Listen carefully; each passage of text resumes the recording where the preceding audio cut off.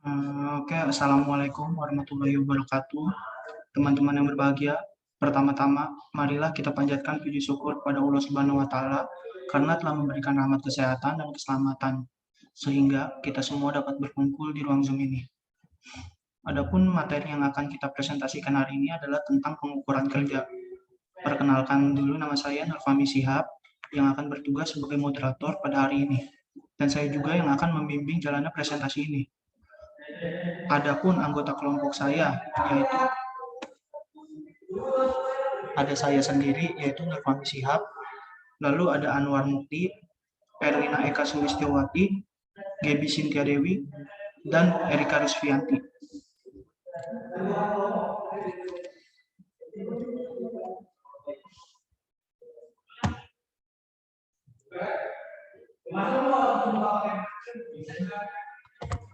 Pengukuran kinerja. Pengukuran kinerja adalah tindakan pengukuran yang dilakukan terhadap berbagai aktivitas dalam rantai nilai yang ada pada perusahaan. Hasil pengukuran tersebut kemudian digunakan sebagai umpan balik dalam bentuk tindakan yang efektif dan efisien, dan akan memberikan informasi tentang prestasi pelaksanaan suatu rencana dan titik di mana perusahaan melakukan penyesuaian atas aktivitas perencanaan dan pengendalian.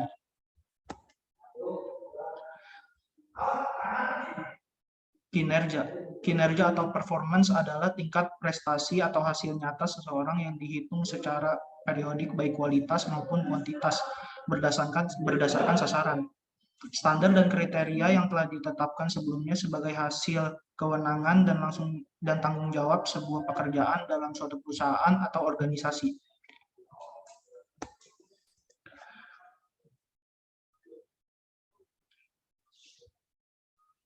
Definisi kinerja menurut sumber buku.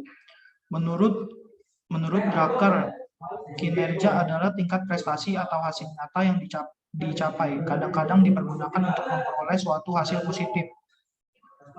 2. Menurut Mulyadi tahun 2005, kinerja adalah penentuan secara periodik efektivitas operasional organisasi, bagian organisasi dan karyawannya berdasarkan sasaran, standar, dan kriteria yang telah ditetapkan sebelumnya. 3. Menurut Widodo tahun 2006, kinerja adalah melakukan suatu kegiatan dan menyempurnakannya sesuai dengan tanggung jawabnya, dengan hasil seperti yang diharapkan.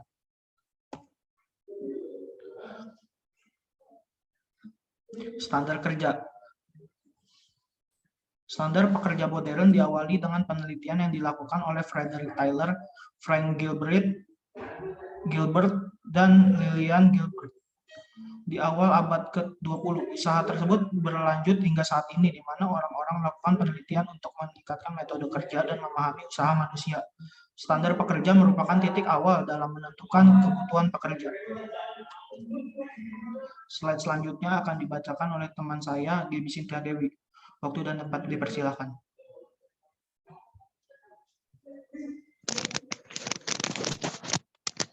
Manajemen operasi efektif untuk perusahaan.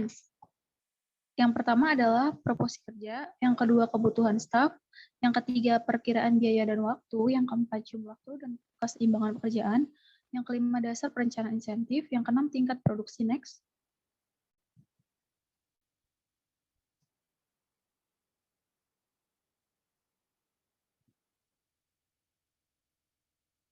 Cara menetapkan standar pekerja itu ada 4. Yang pertama pengalaman masa lalu atau historical experience. Yang kedua studi waktu atau time study. Yang ketiga itu standar waktu yang telah ditentukan atau predetermined time standards. Yang keempat itu pengambilan sampel kerja atau work sampling. Next. Pengalaman masa lalu. Standar atau tenaga kerja dapat diperkirakan berdasarkan pengalaman historis, yakni berapa jam yang dibutuhkan pekerja untuk melakukan suatu pekerjaan. Standar historis mempunyai kelebihan karena untuk memperolehnya relatif mudah dan murah. Standar historis ini biasanya diperoleh dari kartu waktu kerja atau data produksi. Walaupun demikian, standar ini tidak objektif dan kita tidak mengetahui akurasinya. Apakah mereka mencerminkan kecepatan kerja yang layak atau buruk? Dan apakah kejadian yang tidak biasa terjadi telah disertakan dalam perhitungan? Next. Studi waktu. Pengambilan waktu dengan menggunakan stopwatch atau studi waktu yang pada awalnya diperkenalkan oleh Frederick W. Taylor di tahun 1881 masih menjadi metode yang paling banyak digunakan hingga sekarang. Prosedur studi waktu mencakup penghitung waktu contoh kinerja seorang pekerja dan menggunakannya sebagai standar. Slide selanjutnya akan dipresentasikan oleh rekan saya Anwar. Waktu dan tempat dipersilahkan.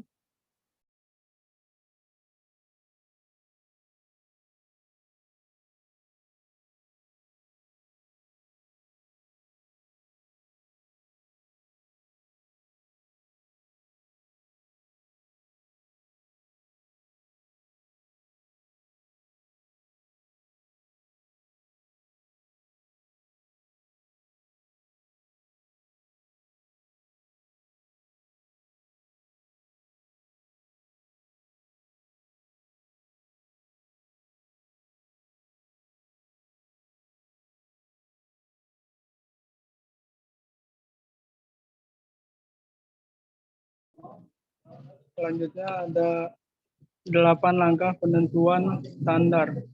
Yang nomor 1 ada definisikan pekerjaan. Nomor 2, bagi pekerjaan menjadi elemen yang tepat. Nomor 3, tentukan beberapa kali akan dilakukan pengamatan. Yang keempat ada hitung waktu dan catat waktu serta tingkat kerja.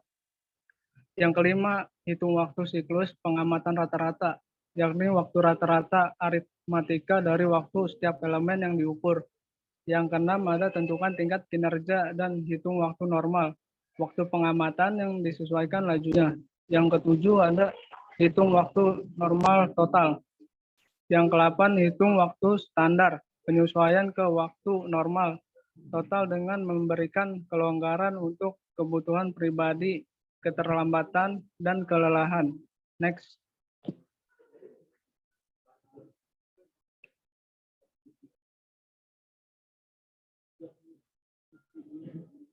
Rumus. Selanjutnya ada rumus di sini. Waktu siklus rata-rata sama dengan jumlah waktu setiap elemen dibagi jumlah siklus pengamatan. Waktu normal sama dengan siklus pengamatan rata-rata dikali faktor pengingat. Sedangkan waktu standar sama dengan waktu normal dibagi 1 menit dikurang faktor kelonggaran. Next.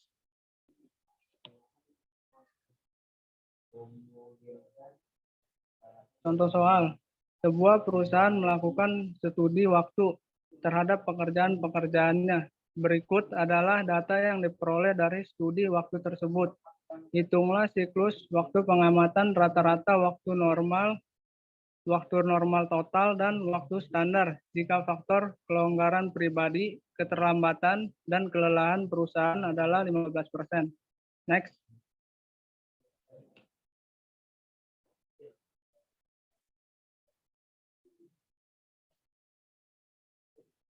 Di sini jawaban.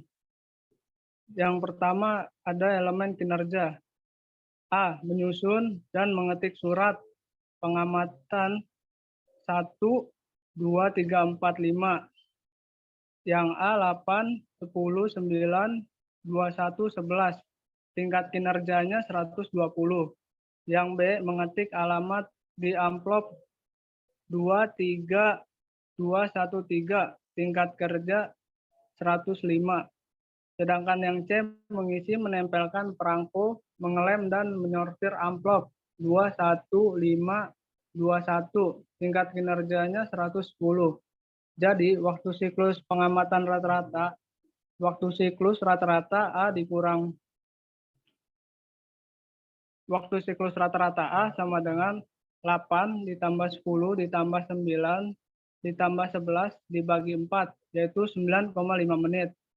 Waktu siklus rata-rata B sama dengan 2 ditambah 3 ditambah 2 ditambah 1 ditambah 3 dibagi 5 sama dengan 2,2 menit.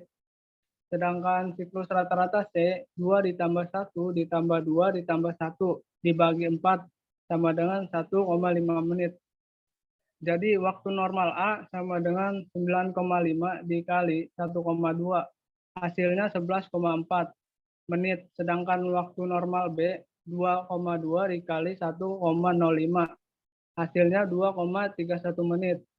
Sedangkan waktu normal C 1,5 dikali 1,1. Hasilnya 1,65 menit. Jadi waktu normal total sama dengan 11,4 ditambah 2, 3,1 ditambah 1,65 hasilnya 15,36 menit. Waktu standar pekerjaan. Waktu standar 15,36 dibagi 1 dikurang 0,15 hasilnya 18,7 menit. Next, slide selanjutnya akan dibacakan oleh rekan saya Erika Novianti. Waktu dan tempat dipersilakan.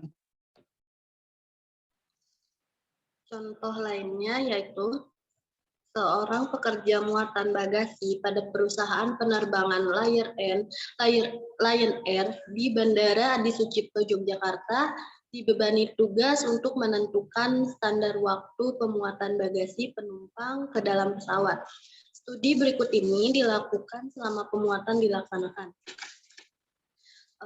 Untuk penilaian prestasinya ada 80 dengan kegiatan mengecek dan mengangkut muatan bagasi dengan tenaga manusia ke atas mobil trailer dengan jumlah observasinya 200. Lalu ada penilaian prestasi dengan jumlah 100 dengan kegiatannya itu menarik muatan bagasi dengan traktor ke pesawat dengan jumlah observasi 300. Lalu penilaian prestasi dengan jumlah 120 dan kegiatannya itu mengecek panel-panel listrik yang mengontrol sistem pengamanan sebelum pemuatan bagasi dengan jumlah observasi 400. Lalu ada penilaian prestasi dengan jumlah 110 dengan kegiatan memasukkan muatan bagasi ke dalam perut pesawat dengan peralatan otomatis dengan jumlah observasi 400. Lalu ada penilaian prestasi dengan nilai 140 dengan kegiatan mengembalikan traktor dan trailer ke gudang waktu untuk keperluan pribadi dan waktu yang tidak terpakai dengan jumlah observasi 300 dan 400. Jadi total observasinya itu ada 2000. Kalau anggaran waktu pribadi yang ditetapkan perusahaan adalah 10% dari jumlah jam kerja selama 8 jam per hari, total waktu observasi 300 jam dan hitunglah waktu standar setiap pemuatan. Next. Kita bisa jawab dengan waktu rata-rata observasi sama dengan 300 jam dikali 60 menit dibagi 900 muatan dengan jumlah 20 menit per muatan. Lalu ada kegiatan pertama yaitu 20 menit dikali 200 dikali 0,80 dibagi 2000 dengan jumlah 1,60 menit. Lalu yang kegiatan kedua ada 20 menit dikali 300 dibagi 2000 dikali 1000 sama dengan 3 menit. Lalu kegiatan ketiga ada 20 menit dikali 400 dikali 1,20 dibagi 2000 sama dengan 4,80 menit. Lalu kegiatan yang keempat 20 menit dikali 400 dikali 1,10 dibagi 2000 sama dengan 4,40 menit. Lalu kegiatan yang kelima yaitu 20 menit dikali 300 dikali 1,40 dibagi 2000 yaitu dengan jumlah 4,20 menit. Jumlah waktu normal atau pemuatan sama dengan 1,60 ditambah 3,00 ditambah 4,80 ditambah 4,40 ditambah 4,40 ditambah 4,20 dibagi 2000 sama dengan 18 menit.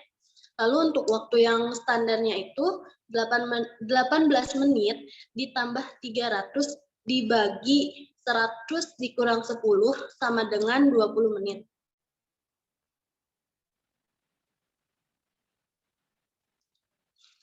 Standar waktu yang telah ditentukan. Suatu pembagian pekerjaan manual menjadi elemen dasar kecil yang waktunya telah ditetapkan dan dapat diterima secara luas Caranya dengan menjumlahkan faktor waktu bagi setiap elemen dasar dari pekerjaan. Cara ini membutuhkan biaya yang besar. Metode yang paling umum adalah metode pengukuran waktu, di mana MTM sama dengan metode time measurement.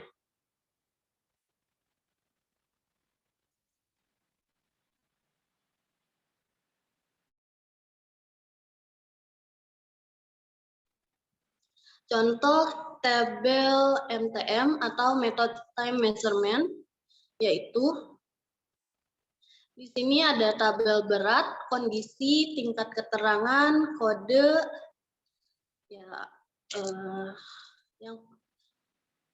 yang pertama dengan berat kurang dari 2 pon dalam kondisi mudah, ada tingkat ketetapannya yaitu kira-kira rendah dan tinggi. Lalu untuk kodenya itu ada AA, AB, AC. Dan untuk di tabel 1, 2, dan 3-nya itu yaitu 20, untuk di tabel 1, 20, 30, dan 40. Dan untuk di tabel 2 ada 35, 45, dan 55. Untuk di tabel 3-nya ada 50, 60, dan 70. Lalu untuk kondisi yang sulitnya, dengan tingkat ketepatannya, yang pertama ada kira-kira, yang kedua rendah, yang ketiga tinggi dengan kode AD, AE, dan AF. Lalu untuk yang tabel pertamanya itu ada 20, 30, dan 40. Tabel yang keduanya itu ada 45, 55, dan 65. Lalu untuk tabel yang ketiganya ada 60, 70, dan 80. Lalu ada kondisi dengan kedua tangan.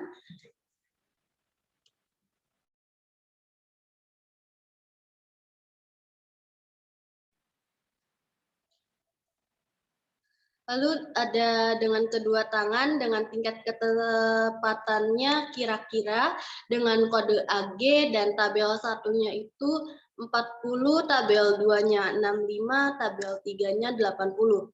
Lalu untuk kondisi lebih dari 2 pon,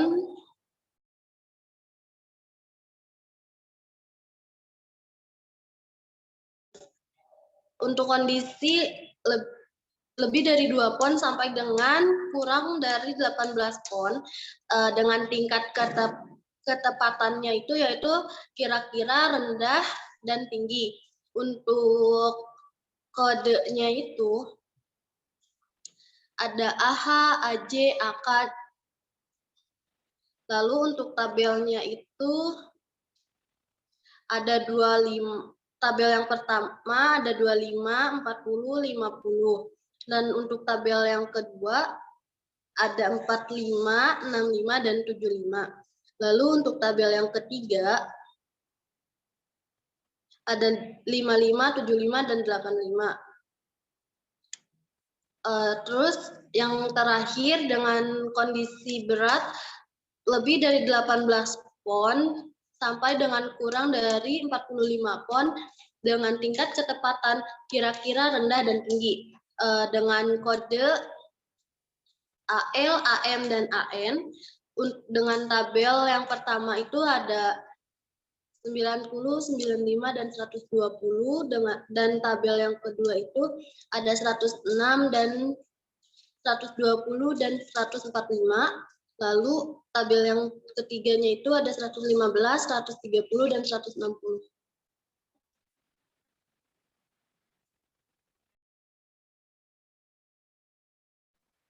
Lalu untuk contoh soal yang selanjutnya itu menuangkan tabung spesimen di laboratorium rumah sakit merupakan sebuah pekerjaan berulang.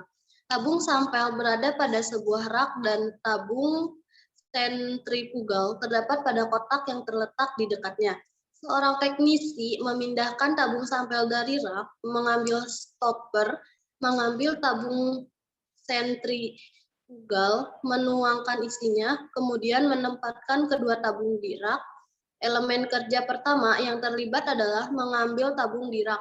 Anggap Kondisi untuk gate tabung dan flash tabung tersebut di depan teknisi adalah berat kurang dari 2 pon, kondisi gate mudah, tingkat ketepatannya kira-kira. Lalu yang kedua ada jarak dengan 8-20 inci, hitunglah standar dengan menggunakan tabel MTM. Slide selanjutnya akan dibacakan oleh teman saya, yaitu Erlina Eka Sulistiawati. Selanjutnya, untuk jawaban, untuk keterangan mengambil tabung dari rak, elemen AA2, memperoleh waktu 35. Yang kedua, mengambil sloper, tempatkan di tempat hitung, dengan elemen AA2, mendapatkan waktu 35. Yang ketiga, mengambil tabung sentrifugal ditempatkan pada tabung sampel elemen AD2 dengan waktu 45. Selanjutnya yaitu menuangkan 3 detik dengan elemen PT memperoleh waktu 83. Dan yang terakhir, menempatkan tabung di rak dengan elemen PC2 dengan waktu 40. Jadi total TMU yaitu 238. Waktu standar total yaitu 0,0006 dikali 238 dan memperoleh hasil 0,14 menit. Next. Yang keempat, pengambilan sampel kerja. Metode ini dikembangkan di Inggris oleh L. Tipper pada tahun 1930. Pengambilan sampel kerja memperkirakan persentase waktu yang dihabiskan oleh seorang pekerja pada beragam pekerjaan. Hasilnya digunakan untuk menentukan bagaimana karyawan mengalokasikan waktu mereka di antara aktivitas yang beragam. Hal ini akan mendorong adanya perubahan karyawan, penugasan ulang, perkiraan biaya aktivitas, dan kelonggaran keterlambatan bagi standar pekerja. Next.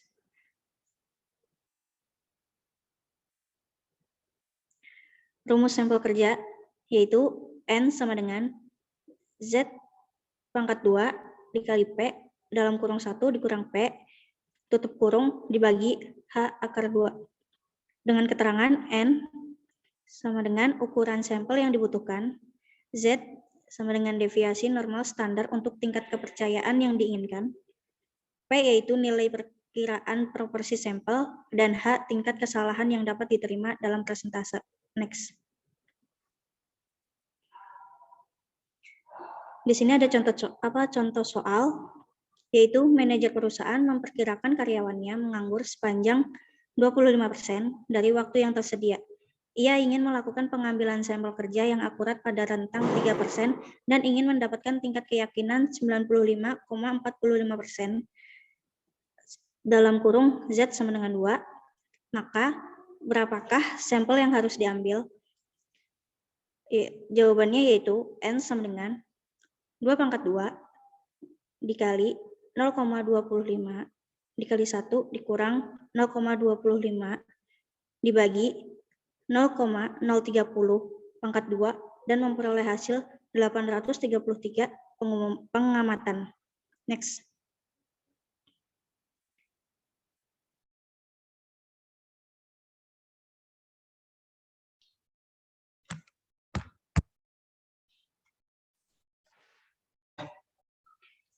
Terima kasih kepada teman-teman semua yang sudah menyimak dari awal hingga akhir. Harapannya semoga apa yang kelompok kami presentasikan pada materi kali ini dapat menjadi manfaat untuk teman-teman semua dan bisa menjadi pelajaran selanjutnya untuk kelompok kami. Karena dirasa presentasi dari kami pada hari ini sudah cukup, maka saya sebagai moderator mohon izin untuk menutup presentasi ini. Kami dari kelompok 1 dan juga saya sebagai moderator mohon maaf atas kekurangannya dan terima kasih untuk perhatiannya. Wassalamualaikum warahmatullahi wabarakatuh.